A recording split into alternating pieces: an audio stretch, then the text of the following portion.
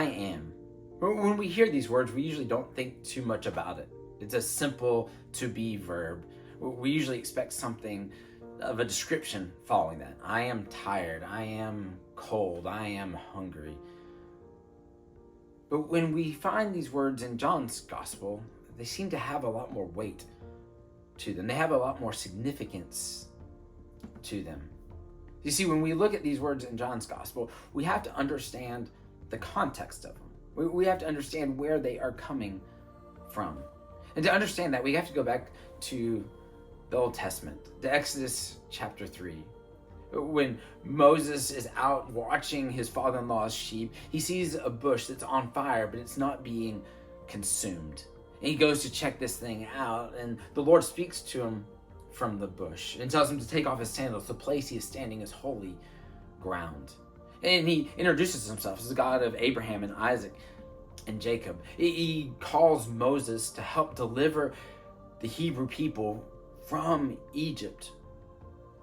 But Moses has a question for the Lord. He wants to know his name.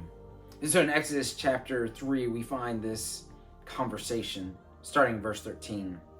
Then Moses said to God, "If I come to the people of Israel and say to them, 'The God of your fathers has sent me to you,' and they ask me, 'What is his name?' what shall I say to them?" God said to Moses, "I am who I am." He said, "Say this to the people of Israel, 'I am has sent me to you.'" God also said to Moses, "Say this to the people of Israel, 'The Lord, the God of your fathers, the God of Abraham, the God of Isaac, the God of Jacob, has sent me to you. This is my name forever. Thus I am to be remembered throughout all generations." And so as God reveals his name to Moses, it is this to be verb.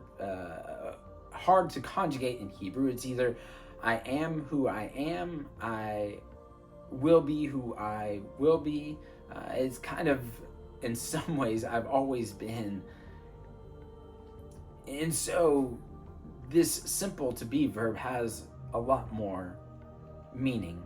Now, when we translate that into English throughout the rest of the Old Testament, many times we use the all caps Lord, L-O-R-D, with those last three letters in those small upper caps. And it's to remind you that it's the same name. It's this to be verb.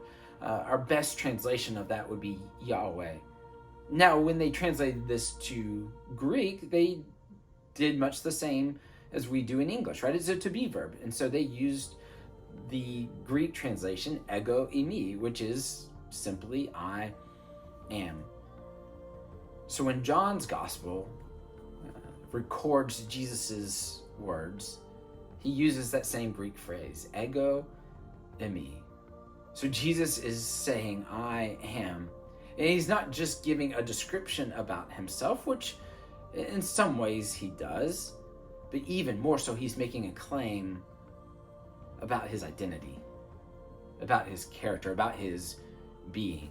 He is God come to earth. The same God that met Moses at the burning bush is now here dwelling among us. And as he makes that claim, he does use metaphors to describe who he is as well. And to understand those metaphors, we'll find that context, again, is king. Many of those metaphors are in the context of a Jewish feast and festival, which helps us understand what Jesus is saying about himself, but again, drawing from this rich, deep Hebrew scripture, how God has revealed himself over time is now being made manifest to us in Jesus as well.